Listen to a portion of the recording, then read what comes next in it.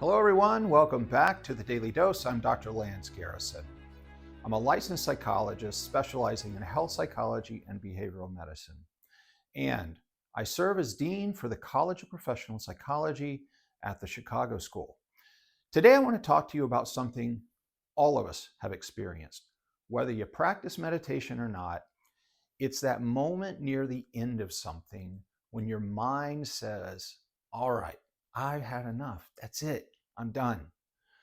Maybe you're finishing a meditation. Maybe it's a workout. Maybe even it's the end of a long day at work. That impulse to stop can be so strong that before you know it, you're just on to the next thing without any awareness of how you transition from one thing to the other. One moment you're here, the next moment you're gone. But what if I told you that how you handle this moment, the ending, can be just as important as how you began? When we begin to anticipate finishing, mindfulness can just easily slip away. It's understandable. Our brains love to move on, to look forward to the next thing. But it's precisely in these transitions where our practice and our awareness can deepen the most. Okay, so imagine you're meditating, you've been sitting quietly, breathing, observing, and then suddenly a thought arises. I think that's enough for today. Or maybe you glance at the clock and you notice that it's the time you said you were going to stop. So, what is it that you do in those moments? Well, most of us just kind of automatically move on, stretching, standing, maybe checking our phones. But I want to invite you to something different, and that's to pause. Instead of reacting, breathe with that impulse to stop and ask yourself gently, who is it that's had enough?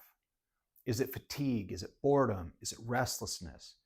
Or maybe it's really just time to stop. There's no right or wrong answer. The point isn't to judge, it's just to notice.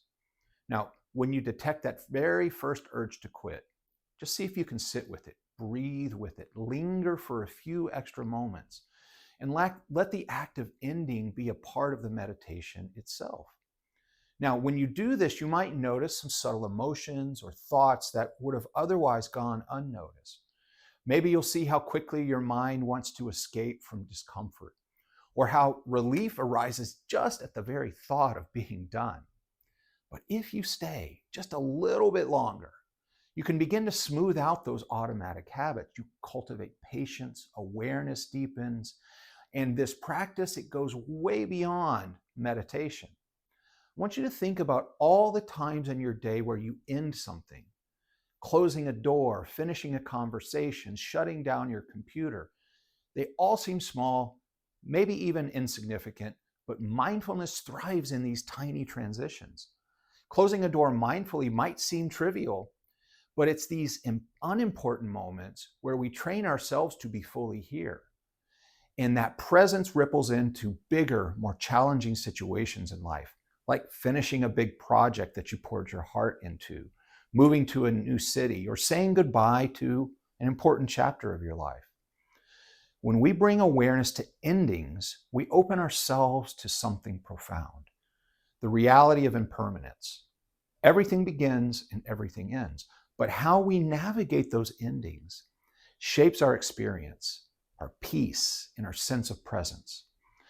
So the next time you're meditating or finishing anything, try this.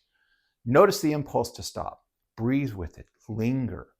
And when you do choose to end, do so with the same care and mindfulness as you began. You might just find that those endings hold a quiet wisdom, and that within the simple act of finishing lies an opportunity to begin again. Thanks so much for being here with me today. If you found like this this message resonated with you, continue subscribing and sharing your thoughts in the comments below. How do you handle endings? I'd love to hear from you. Until next time, take a breath, slow down, and be here.